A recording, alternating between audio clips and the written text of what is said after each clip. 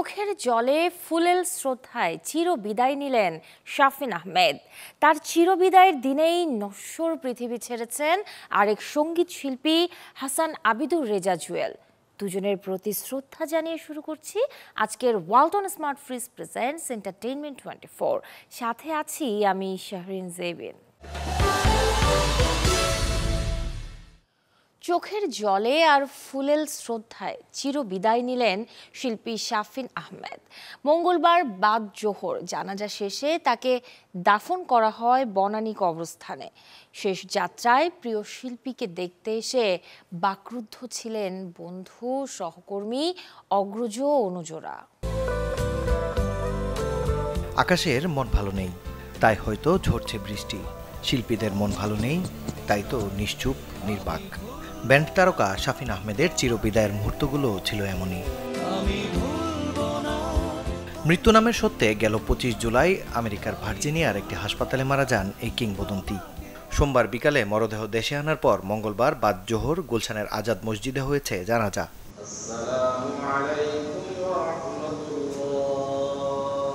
জানাজা শেষে সর্বস্তরের শ্রদ্ধা নিবেদনের জন্য রাখা হয় শাফিন আহমেদের মরদেহ। প্রিয় মানুষটিকে শেষবারের মতো দেখতে যেখানে এসেছিলেন তার দীর্ঘদিনের সহকর্মী, অগ্রজ আর অনুচরা। 47 বছর একসঙ্গে আমরা কাজ করছি, একসঙ্গে বেড়ে ওঠা, একসঙ্গে আমাদের মিউজিক করা। এই ইন্ডাস্ট্রিটা বড় হচ্ছে, আমরাও পারছি। খুব খারাপ লাগছে। বিশাল বড় ক্ষতিটা অপূরণীয়, এটা কি পূরণ করা যাবে না। এবং ওর যে কন্ট্রিবিউশন এবং ওর স্পেশালি যে ভয়েসের স্টাইলটা এবং ভয়েসের যে রেঞ্জটা, সেটা তো দ্বিতীয় আর কেউ নেই, অদ্বিতীয়। উনি অনেক কিছু দিয়েছেন বাংলাদেশকে, ওটার জন্য আমরা ওনার প্রতি সম্মান এবং শ্রদ্ধা জানাচ্ছি ব্যান্ডের একজন মানুষ হিসেবে। আমাদের দেশের অনেক সেলিব্রিটি কোনো কথা বলে না, শাফিন ভাই কথা বলতেন। শাফিন ভাইকে ইনশাল্লাহ তার গানের সাথে সাথে এই স্পষ্টবাদিতা এবং এই সত্য প্রকাশের সাহসের জন্য আমরা মনে রাখবো। শেষ দেখা দেখলাম আজকে, এভাবে দেখব এটা তো আসলেই ভাবার মতো না।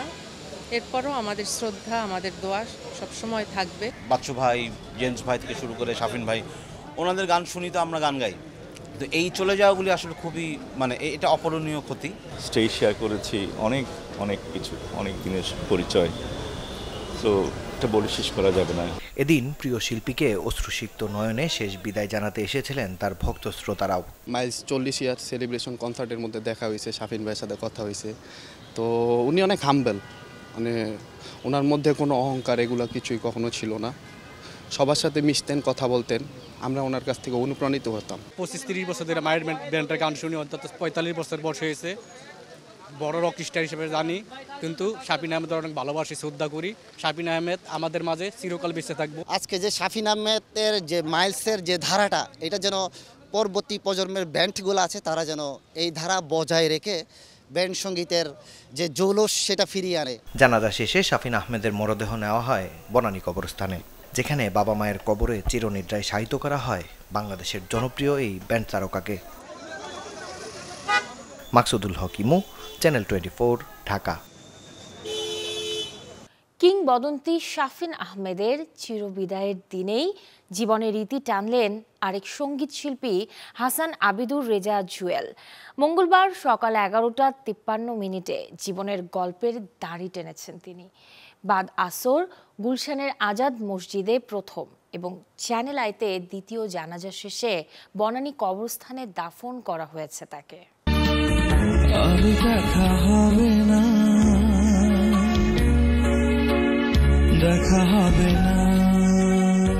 কথা সুরে বাঁধা গানটি আজ সত্যি হলো, আর দেখা হবে না। চোখের ভেতর স্বপ্ন থাকে, স্বপ্ন বাঁচায় জীবনটাকে।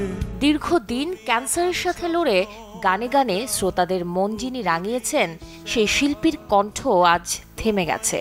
না ফেরার দেশে চলে গেছেন হাসান আবিদুর রেজা জুয়েল। 1968 সালের 29 সেপ্টেম্বর জন্ম নেওয়া এই শিল্পী মঞ্চে প্রথম গান করেন মাত্র 4 বছর বয়সে। প্রথম অ্যালবাম কুয়াশা প্রহর প্রকাশ পায় 1993 সালে।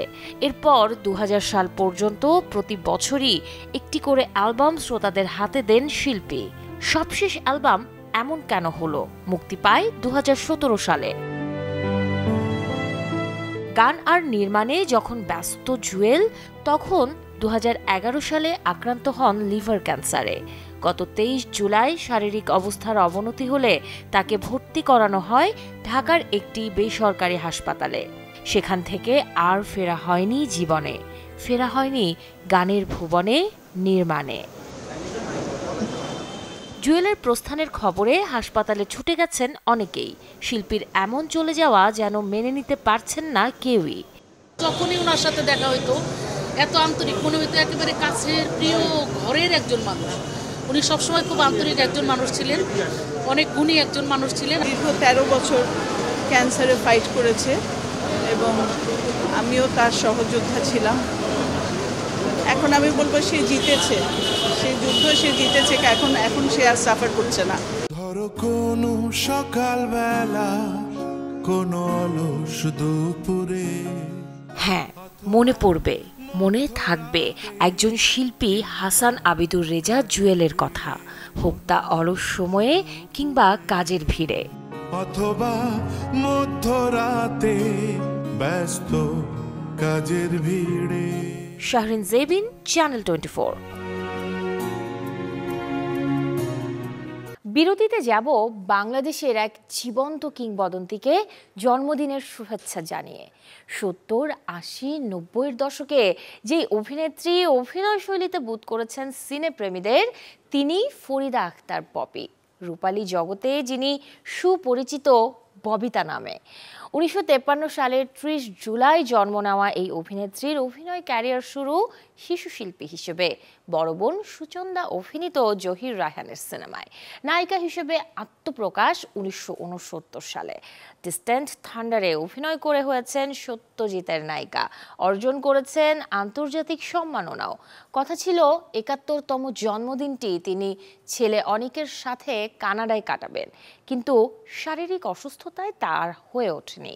যদিও বিশেষ দিনে তার পাশে আছেন দুই বোন সুচন্দা ও চম্পা।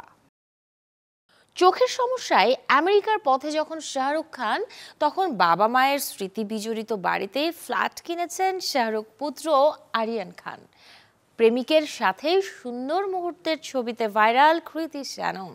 দর্শক, এবারে এক নজরে দেখে নেব বিনোদনের আপডেটেড কিছু খবর। চোখের সমস্যায় ভুগছেন বলিউড বাদশাহ, আর তাই তো মঙ্গলবার আমেরিকার উদ্দেশ্যে রওনা করেছেন শাহরুখ খান। এদিকে বাবা মায়ের স্মৃতি বিজড়িত বাড়িতে দুটি ফ্ল্যাট কিনেছেন শাহরুখ গৌরী পুত্র আরিয়ান খান। এজন্য অবশ্য আরিয়ানকে গুনতে হয়েছে 37 কোটি রুপি। সাউথ দিল্লির এই বাড়িতেই সংসার জীবনের শুরু শাহরুখ ও গৌরীর। অবশেষে প্রেমিককে নিয়ে প্রকাশ্যে কৃতি শ্যানন। লন্ডন নিবাসী শিল্পপতি কবির বহিরার সাথে কৃতি এখন ছুটি উপভোগ করছেন গ্রিকের এক দ্বীপে, যে ছবি নেট দুনিয়ায় ছড়িয়ে পড়তেই হয় ভাইরাল। আজ জীবনের 77 বসন্ত পার করলেন হলিউডের কিংবদন্তি অভিনেতা আর্নল্ড শোয়ার্জনেগার। জন্মদিনে প্রিয় অভিনেতাকে কোটি ফুলের শুভেচ্ছা। এই বছরই প্রেক্ষাগৃহে মুক্তি পাবে ব্যাটম্যানের শত্রু জোকারের সিনেমা। অন্যদিকে তার আগেই ওটিটি প্ল্যাটফর্ম HBO ম্যাক্স নিয়ে আসছে ব্যাটম্যানের আরেক শক্তিশালী ভিলেন পেঙ্গুইনের গল্প। যদিও এটি সিনেমা নয়, বরং ওয়েব সিরিজ আকারে স্ট্রিমিং হবে 19 সেপ্টেম্বর থেকে। এই ছিল Walton smart fridge presents entertainment 24 এর আজকের আয়োজনে। বিনোদনের সব খবর জানতে ভিজিট করুন আমাদের ফেসবুক পেজ এবং ইউটিউব চ্যানেলে। আগামীকাল ঠিক একই সময়ে আবারও হাজির হব। সেই পর্যন্ত সবাই ভালো থাকুন, অবশ্যই চ্যানেল 24 এর সাথেই থাকুন।